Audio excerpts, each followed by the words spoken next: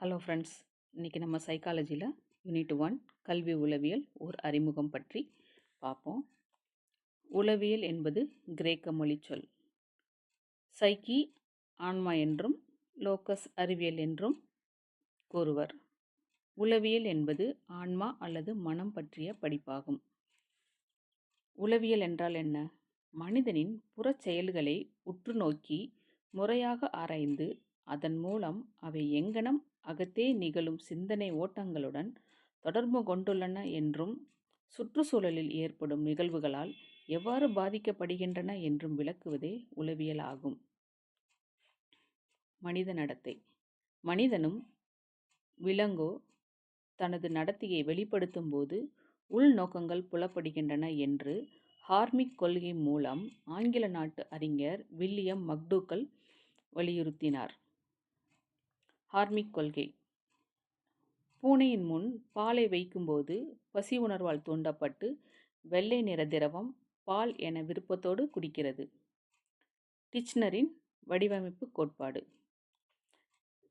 இதுக்கு ஒரு சின்ன ஷார்ட்கட் வச்சுக்கலாம்.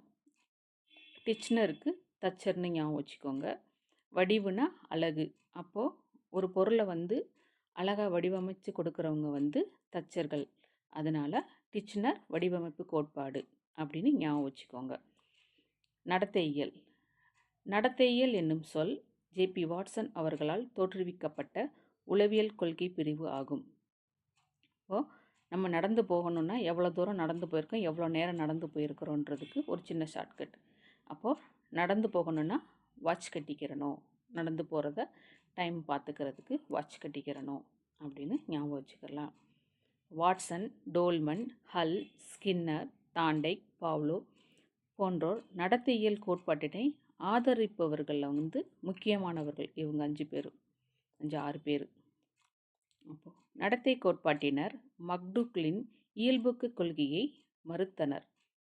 இந்த 6 பேரும் மக்டூகலோட இயல்பு கொள்கையை மறுக்கிறாங்க. சூழ்நிலைவாதியான பர்னட் பயம், பாலுணர்வு, கூடி வாழ்ந்தால் ஆகிய இயல்பூக்கங்களை நாம் அவற்றின் வழியே செயல்பட விடுவதில்லை அப்படின்னு பர்னட் சொல்லியிருக்காரு. வாட்சன் எழுதிய நூல் நடத்தையியலாளர்களின் நோக்கில் உளவியல். திருப்பி சொல்கிறேன். வாட்சன் எழுதிய நூல் நடத்தையியலாளர்களின் நோக்கில் உளவியல்ன்ற நூலை வாட்சன் எழுதியிருக்காரு. அப்புறம் உளப்பகுப்பாய்வியல். இதில் உளவியலின் தந்தை யாருன்னு பார்த்தீங்கன்னா வில்ஹம் உண்ட். நவீன உளவியலின் தந்தை சிக்மண்ட் ஃப்ராய்ட்.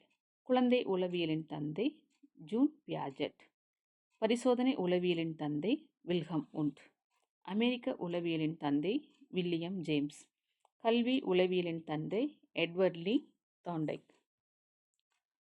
ஃப்ராய்டின் கருத்துப்படி மனித மனம் 3 வகையாக பிரிச்சிருக்கிறாங்க. Id, ego, super ego. Id பார்த்தீங்கன்னா அடிநிலை மனம்னு சொல்கிறாங்க, குழந்தைகளிடம் காணப்படும். ஈகோ நனவு நிலை மனம், சமூக பண்பாட்டு சூழ்நிலைகளால் உருவாகும்.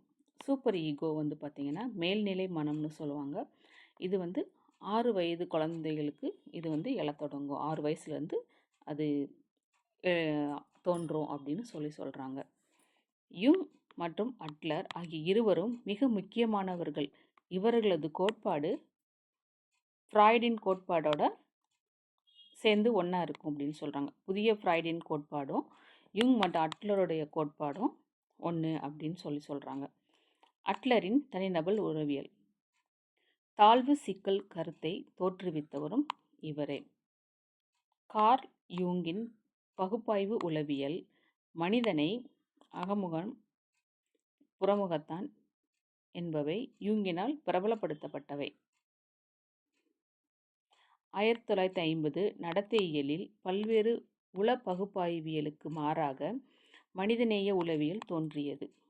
அப்போ நடத்தையியலுக்கு அடிஷ்னலாக இன்னொன்று உருவாக்கியிருக்கிறாங்க. யார் யாருன்னு பார்ப்போமா? ஆப்ரஹாம் மாஸ்லோ, கார்ல் ஜோசர் ரோஸ்லோ, எரிக் ஃப்ரோம். இவங்க 3 பேரும் மனிதநேய உளவியலாளர்கள் குறிப்பிடத்தக்கவர்கள். தன்னுணர்வு கடந்த உளவியல். இது பார்த்திங்கன்னா ஆன்மீக இயல்போடு தொடர்புடையது. இதை வந்து மாஸ்லோ விக்டர் ஃப்ராங்கில் வந்து இதை சொல்லியிருக்கிறாங்க. மரியானா கப்லான் என்னும் அம்மையார் வெளியிட்ட முற்றிலும் திறந்த வெளிகள் என்னும் ஆன்மீக நூலை வந்து இவங்க வெளியிட்டிருக்கிறாங்க. கல்வி உளவியலை வந்து 8 வகையாக பிரிக்கிறாங்க. அது என்னன்னு பார்ப்போம். பொது உளவியல்: புலன்காட்சி, மன உணர்ச்சி, எழுச்சி, ஊக்குவித்தல், கற்றல், சிந்தித்தல். செகண்ட் ஒன்று பார்த்திங்கன்னா குழந்தை உளவியல்: மரபுநிலை, சூழ்நிலை குழந்தைகளிடம் காணப்படும். நெறிபிறல் உளவியல்: நரம்பு நோய்கள். 4 உடற்கூறு உளவியல்: மனச்செயல், நரம்பு மண்டலம், புலன்கள், சுரப்பிகள். ஒப்பீட்டு உளவியல்: மனிதனின் நடத்தையுடன் விலங்கு நடத்தையை ஒப்பிடுவது. சமூக உளவியல்: குழு உறுப்பினர்கள். 7 நடைமுறை உளவியல்: தொழில்துறை, விளம்பரத்துறை, கல்வி. கல்வி உளவியல்: கோலஸ்லிக்னிங் கற்றல் கற்பித்தலை மேம்படுத்துதலே ஆகும்னு சொல்லியிருக்காரு. கோலஸ்னிக் வந்து எப்படின்னா சொல்லியிருக்காருன்னா, கற்றல் கற்பித்தலை மேம்படுத்துறது தான் கல்வி உளவியல்னு சொல்லியிருக்காரு. வில்ஸ்பெரி என்ன சொல்லியிருக்காருன்னா, உளவியல் வந்து நடத்தையை ஆராயும் அறிவியல் அப்படின்னு சொல்லியிருக்காரு. வில்லியம் உண்ட் இவர் வந்து ஜெர்மன் பேராசிரியர். இவர் உலகின் முதல் உளவியல் ஆய்வகத்தை 1879 லிப்ஸ்கில் உருவாக்கினார்.